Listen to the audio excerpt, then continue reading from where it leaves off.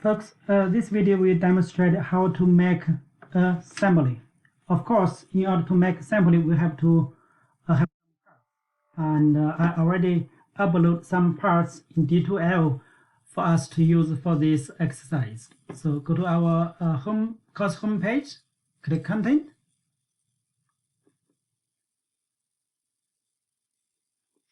click in-class exercise, and click ICE 10.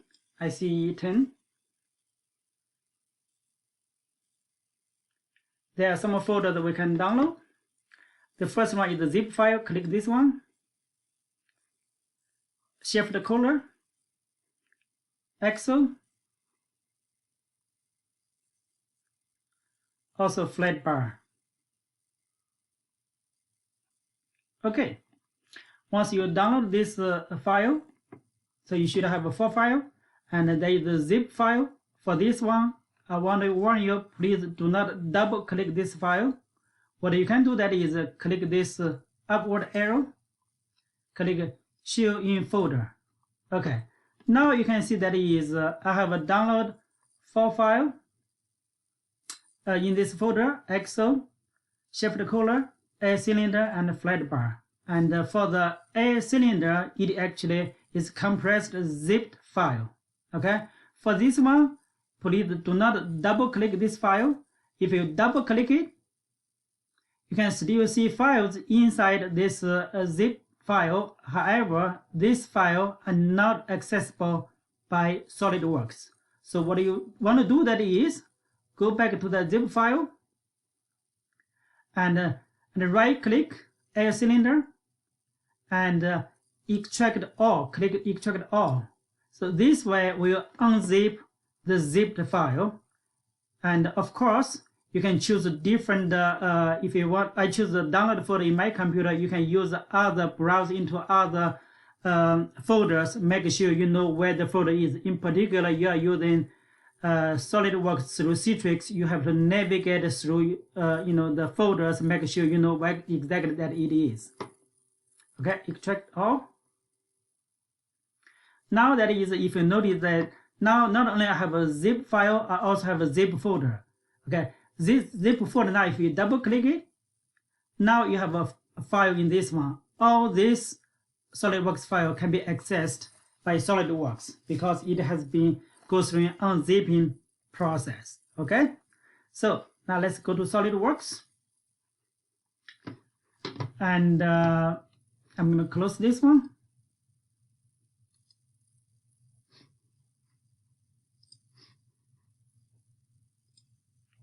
Okay, let's click new. For this time, I'm going to click assembly. Click OK. Okay.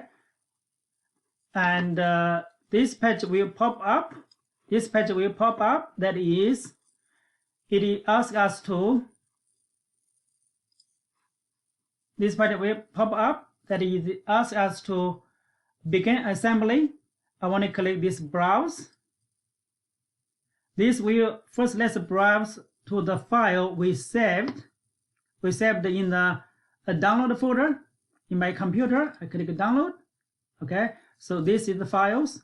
Okay, once again, I have a folder. I want to double click this one and click air cylinder.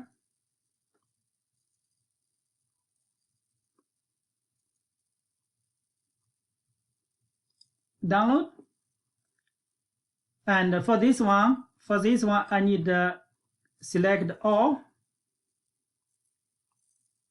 files because I cannot see my folder. Okay, air cylinder. I want to click this one. Now I have an air cylinder.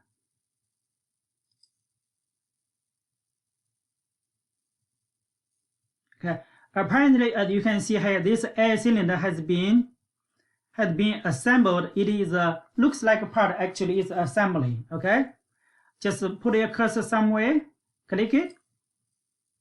Now it drop it. If you notice that when you click it and in this file it is an air cylinder, it has the F, that means it has the fixed in the space.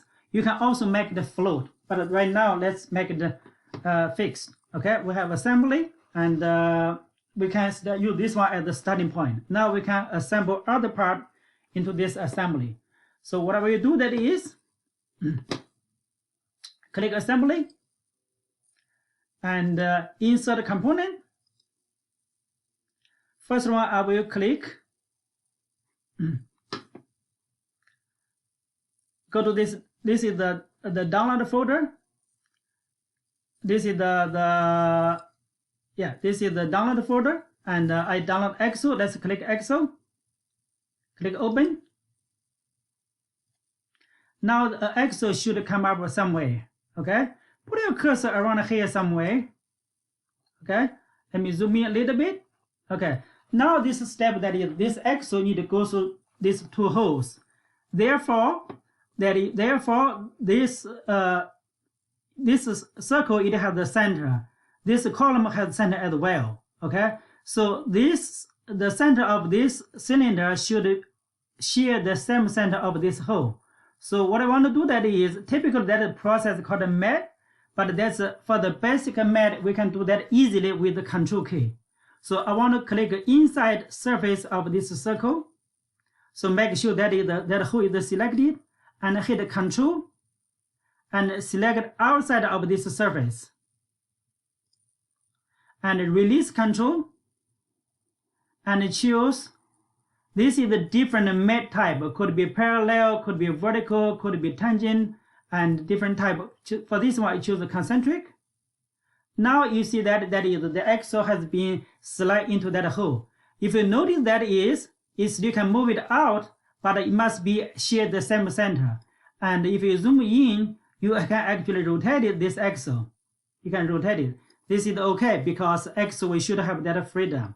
Next one that is this Excel, as you can see that is movable, which is not ideal. I'm going to zoom out a little bit and use your middle wheel, roll the middle wheel, make it zoom out.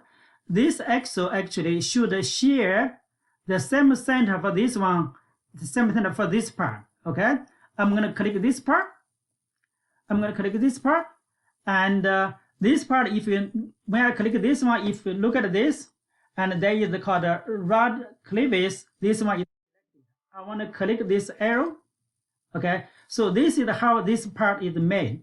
And if you notice that is, if you click from top, from right, let me zoom in a little bit. Okay, front, top, and right. Okay, if I click this front and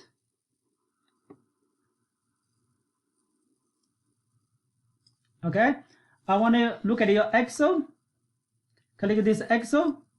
It also have a front. It also has the top. It also have a right. But for this one is the front. I'm going to hit the Control key and select this front as well. Okay. Now both front are selected. Okay. Now I'm going to go to orientation and choose normal tool.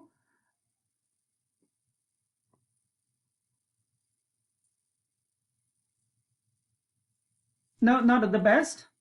Let me do it one more time. Let's go to isometric view. Okay, I'm going to click this surface. Now I'm going to click normal tool. So this way, this is surface is facing us. Okay.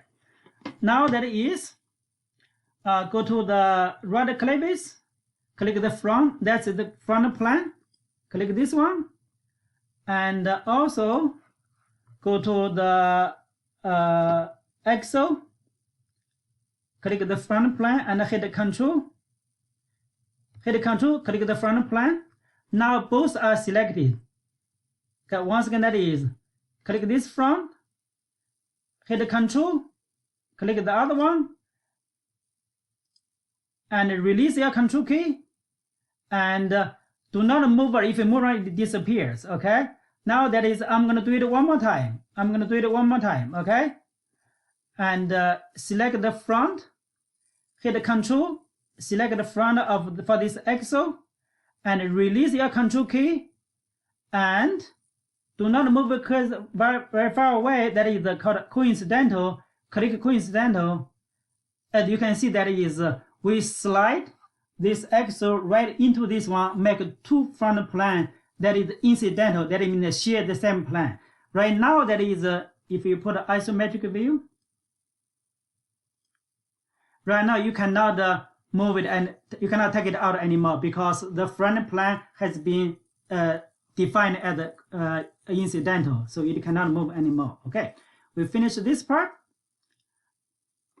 Okay, now go to insert component, click this one, and I'm going to choose flat bar, click flat bar, double click, and we have a flat bar over here. I'm going to put this flat bar somewhere over here.